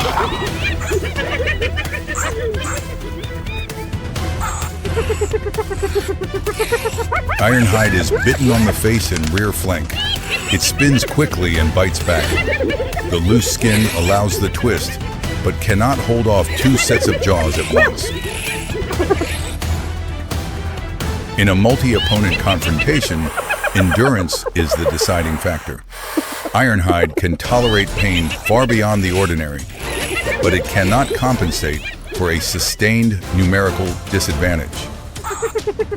Ironhide begins to retreat toward the edge of the hyena's encirclement, step by careful step. It searches for a gap to break through as the gray-brown ring slowly tightens. This is the hallmark of the hyena encirclement tactic. No need for a decisive strike. Simply maintain pressure, cut off the escape route, and wait for the opponent to exhaust itself from within. Ironhide fights back once more, fierce, but unable to create any distance. Energy drains steadily, each rotation of the body costing more than the last. In nature, the line between life and death rarely arrives suddenly. Sometimes it comes slowly, through each shortened breath of a creature still in the fight. Ironhide still stands, still turning to face the nearest attacker. Its deepest instinct will not allow it to fall while it can still fight. The hyena clan coordinates a final assault. Force converges from three directions at once. And this time, the honey badger no longer has the speed to break free. Ironhide goes down. The hyena clan gathers around the one who dared invade their territory. The grassland returns to silence after everything has been decided. In field observations, honey badgers attacking hyena dens is not uncommon. The outcome typically depends on how many clan members are present at the time. Outside the burrow, the hyena cubs lie still. They do not yet understand what has just taken place out there. They only know that their mother's familiar presence is still close beside them. Adult male honey badgers have an average lifespan of 7 to 10 years in the wild. In that time, they may face lions, leopards, and venomous snakes, and most of the time, they survive. Today is simply an exception.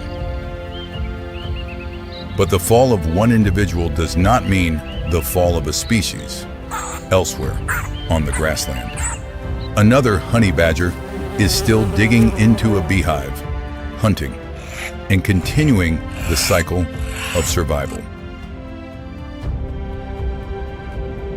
On this grassland, there is no permanent victory. Each day is only a series of survival choices, where every species, from hyena to honey badger, plays its role in an ecosystem far greater than any single individual. The Luangwa River flows through the heart of Zambia, clear water reflecting the sky. But this calm surface conceals a dangerous world below. The dry season arrives, water level drop, large pools shrink into small lakes, animals gather around water sources. Danger begins to emerge. Here, two giant species coexist: hippos, Nile crocodiles. Both are masters of the river, but when water recedes, territories begin to overlap. This is the story of new life, of the survival battle from day one, when the underwater trap always lurks, waiting for moments of weakness. Hippopotamus, the third largest land mammal after elephants and rhinos. Adult weight up to 1,500 kilograms.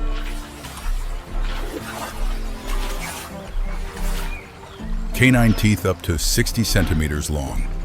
Bite force 2,000 kilograms. speed on land 30 kilometers per hour. One of Africa's most dangerous animals. They live in groups of 10 to 30 individuals. Complex social structure. Dominant males control a territory. Females and young live communally. Underwater, they can dive for 5 minutes. They walk on the riverbed, communicate with low-frequency sounds. A separate world exists beneath the surface. Today, a female is about to give birth. She leaves the pod, seeks calmer water, a place with less crocodile presence, where she has the best chance to protect her calf. Hippos give birth underwater. Unlike most mammals, the newborn must swim to the surface immediately for its first breath, a life or death moment. The calf weighs about 30 kilograms, vulnerable, cannot dive long yet, completely dependent on mother. The first days are most dangerous. The mother hippo keeps her calf on her back or in front of her body, always within control. Protective instinct rarely seen in herbivores. Nile crocodile, one of the largest surviving reptiles, can reach 6 meters long, weighing nearly a ton. Lifespan can reach 100 years. They don't hunt adult hippos. Too large, too dangerous. But hippo calves are different targets. Small, weak, easily separated from mother. Crocodiles can lie motionless for hours. Only eyes and nostrils above water. The rest hidden below, like driftwood. No one suspects. Perfect ambush tactics at river crossing points, where hippos must pass daily, where water is shallow, where calves are easily separated. Second week after birth, the mother hippo needs to return to the pod. The calf is strong enough to travel, but not strong enough to defend itself. She must pass through territories of 3 different males. Each could attack the calf, not to eat, but to eliminate another's genes.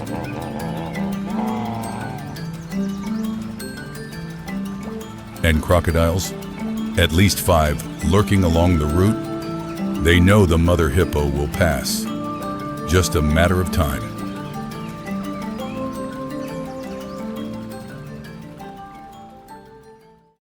Early morning, the mother hippo begins her journey. The calf swims close beside, trying to keep up, but swimming speed much slower than mother's. First territory. A bull hippo blocks the way, mouth gaping wide, a clear warning, but she doesn't back down.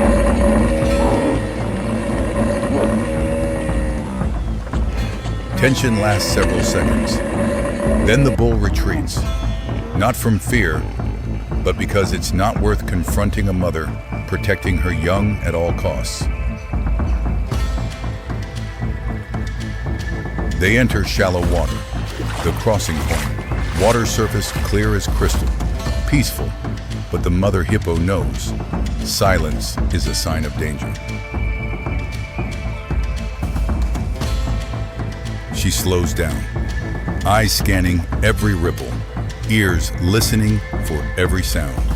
The calf swims behind, unaware danger is imminent. 1 meter ahead, just below the surface, the largest crocodile in the area lies still, waiting for the perfect opportunity.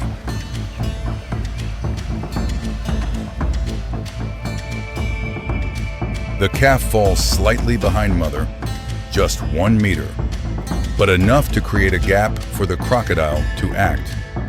The decisive moment has arrived. The crocodile launches from the riverbed. Water explodes. White foam erupts, jaws gaping wide, targeting the calf's hind leg. Astonishing speed. The mother hippo reacts instantly, spins around, charges backward, pushes calf aside. The bite misses by mere centimeters. But the crocodile doesn't give up. It twists in the water, this time aiming straight for the calf's neck. If it succeeds, everything will end. The mother hippo charges between them. 2,000 kilograms of hippo colliding with 1 ton of crocodile. Water erupts. Cannot see clearly. Only sounds of violent impact. She opens her mouth wide. Canines stab the crocodile's flank. Thick scales protect it, but cannot withstand the massive bite force.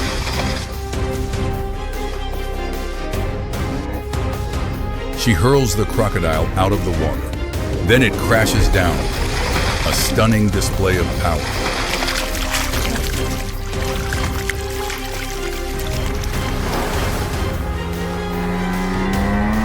The crocodile swims away. Though injured, it survives. Today's meal doesn't belong to it. It misjudged a mother's strength.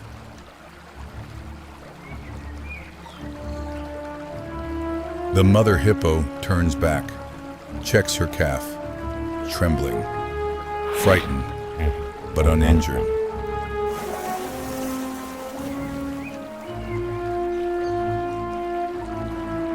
But the journey isn't over.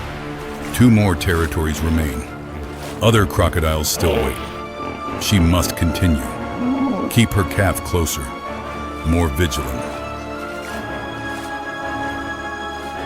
2 hours later, they reach the pod, safe. The first survival lesson has been learned.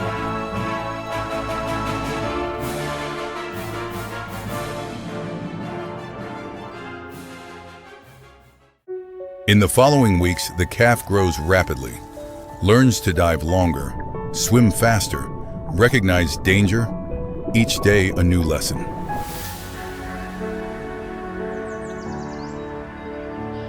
But risk doesn't disappear. Crocodiles still lurk, bull hippos still aggressive, and the dry season makes life harsher.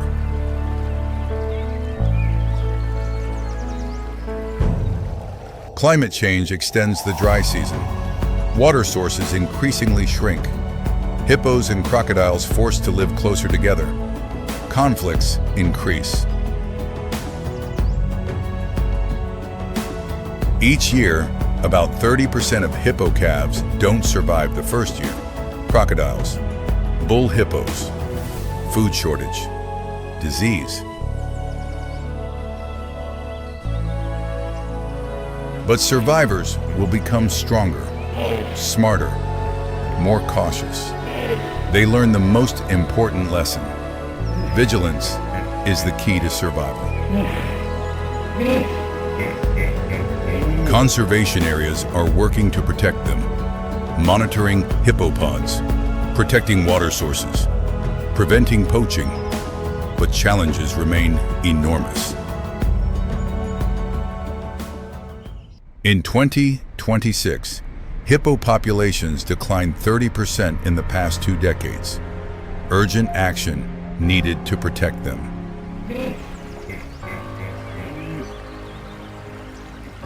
When the sun sets, the hippopod emerges on shore to feed. The calf stays close to mother, safer on land, but tomorrow they'll return to the water. Beneath the surface, crocodiles still lie silent, waiting for a new day, waiting for another opportunity. The survival cycle continues, without rest. In the silence of the Luangwa River, a truth is rewritten each day. Life doesn't begin with ease, but with battle.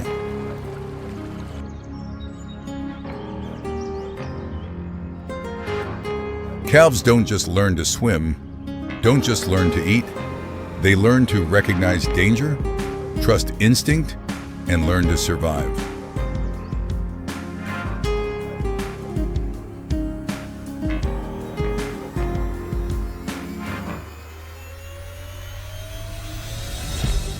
And in that lesson lies a powerful message. The greatest strength doesn't lie in muscle, but in a mother's love, ready to fight to the end to protect life.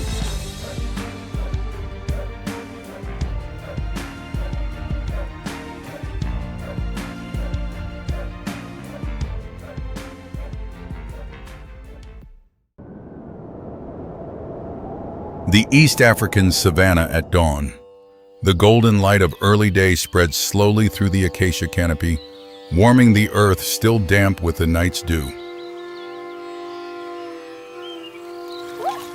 Herds of zebras and antelopes begin moving toward the water source. The rhythm of the savanna awakens with each footfall, orderly and peaceful.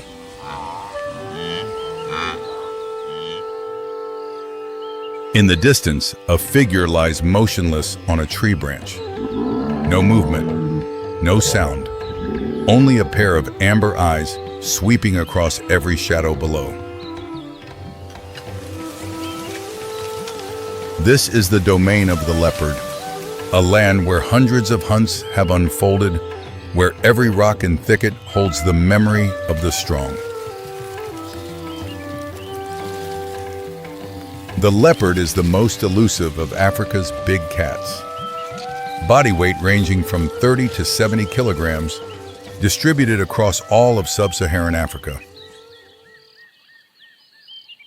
Unlike lions or cheetahs that rely on speed, the leopard is a master of solitary ambush. It approaches prey in absolute silence, then strikes at a range from which it cannot miss. This female leopard has controlled an 18 square kilometer territory for the past 3 years. Every morning she patrols the same route without variation. Suddenly, she stops. Both ears stand upright. Her nose flares slightly, drawing in the morning breeze. Something unlike any ordinary day is drifting past. To the south of her territory, a group of warthogs is rooting through the soil for food. They do not yet know they are within the sightline of a predator. The leopard begins to lower her center of gravity. Each step of her approach carries no apparent weight. This is the phase where millions of years of evolved instinct take complete control. But the savanna always holds moments of surprise. Midway through her approach, the ground in front of the leopard stirs. Another movement, but not a warthog, is emerging. Outside a burrow is the entrance to another creature's territory, one that has lived here longer, more quietly, and dangerously so in an entirely different way.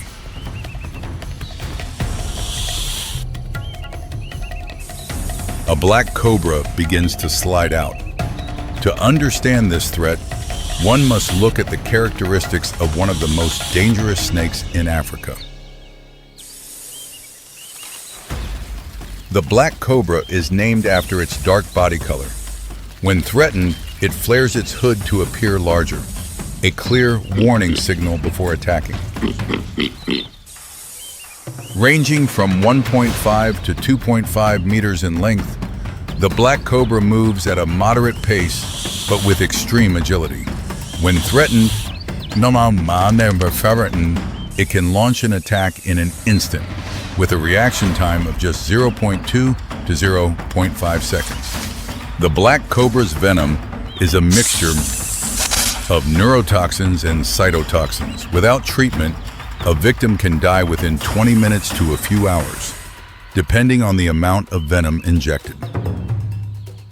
In the savanna ecosystem, the black cobra is not typical prey for a leopard. The two species rarely encounter each other because each is clever enough to avoid the other. But this time, there is no other choice. The snake's burrow lies directly in the leopard's only approach path. Two territories, two instincts, the same moment. Every move that follows will be decided not by strength or venom, but by who makes the first mistake. This is where two systems of evolution collide. The black cobra detects the leopard when less than 2 meters separate them. Instantly, it rears its front body upward, mouth slightly open. This is the language of territorial defense. The leopard does not retreat. Its nervous system has shifted state. From hunting to confrontation, both are now locked in a situation with no safe way out. The leopard extends a probing swipe with its front paw. The snake reflexively shifts to the right. No contact is made. It is only the first test, measuring the other's reaction speed. The snake counters immediately, a lightning-fast forward strike. The leopard pulls back just in time. The safe distance is entirely erased. Both sides are reading each other's rhythm. Normally, such confrontations end quickly. One side withdraws. But here the space is compressed.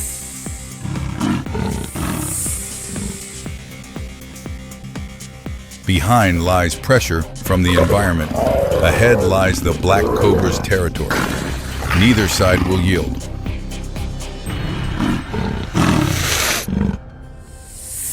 The leopard begins to circle. It searches for the angle where the opponent's defense is weakest. The snake also turns with each step, leaving no blind spot exposed. The snake strikes a second time, faster. The leopard sidesteps left, but the snake's head grazes past. It does not sink in deep, but contact has occurred. This is the moment that shifts the balance.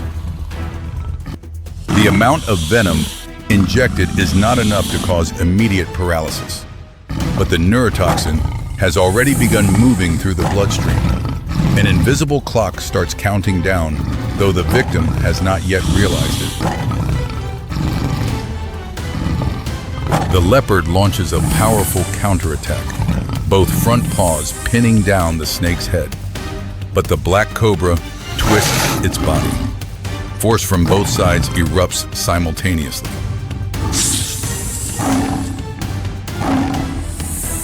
The snake lands a second bite into the leopard's front wrist. Deeper this time, a larger dose of venom. The leopard yanks its paw away, shakes hard, and backs off. Retreating into the shade, the leopard begins licking the wound. The front leg trembles faintly, the first sign of the nervous system being affected as the venom begins to take hold. The snake does not give chase. It holds its position, body raised high, tracking every movement. No further strike is needed if the opponent has already been marked. The leopard lies down, breathing faster than normal. Its tail flicks in an irregular rhythm. The venom is acting on the central nervous system. 2 hours pass. The sun climbs high. The warthog group left long ago. Only 2 creatures remain in this lowland. One recovering, one slowly fading. For most species, this would be the moment to withdraw. But the leopard is not programmed to give up. That very quality is what allows it to survive, and sometimes what pushes it to a dangerous limit. All 4 legs tremble faintly, but still bear weight. Instinct takes control. The leopard moves toward the black cobra again. Slower now, heavier. The snake rears higher, mouth wide open. The black interior of its mouth is fully exposed. The final warning. Every defensive mechanism has been activated to its maximum. But the leopard still advances. Its movement is no longer fluid, but its body mass remains a physical advantage. This is the moment where muscle strength and biological toxin both reach their limit. The final clash lasts only a few seconds. The leopard throws its full body weight down, pins the snake, and drives its jaws into the body just behind the black cobra's head, the classic killing technique of the big cat family. In its final seconds, the black cobra attempts to use what strength remains to fight back. But it no longer has enough. A winner has been found.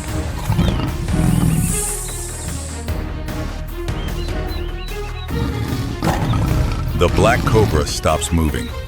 The leopard releases its jaw and moves slowly away. Breathing heavy, broken.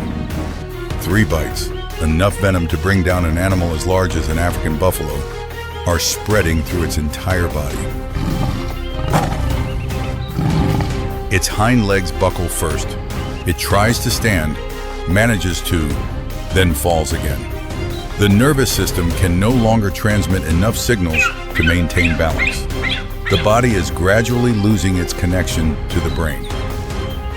This is the paradox of the confrontation. The victor is dying. The leopard acted entirely on instinct, and the price is its own life. There is no true victory. The sun tilts slowly westward over the African savanna. No creature rises and walks away. Only the red earth remains silent, and the dust drifting on the evening wind. Within a few hours, vultures will appear. This is not an ending, but the reintegration of matter into a cycle that nature never interrupts.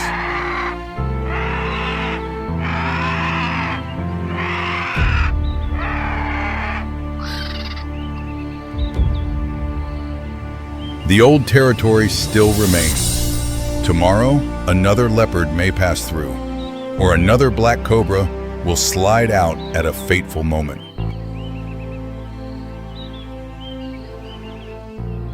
The encounter between the leopard and the black cobra is not a story of good and evil, the strong or the weak. It is a story of 2 perfect biological systems, and the price paid when that perfection meets head-on.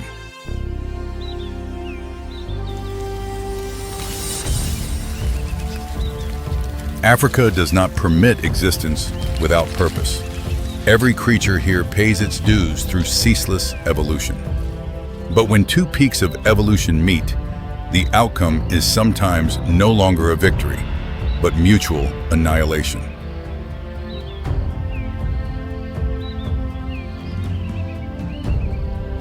The savanna will continue this way, day after day, million years after million years. No judgment, no mercy, only the cold and perfect workings of nature.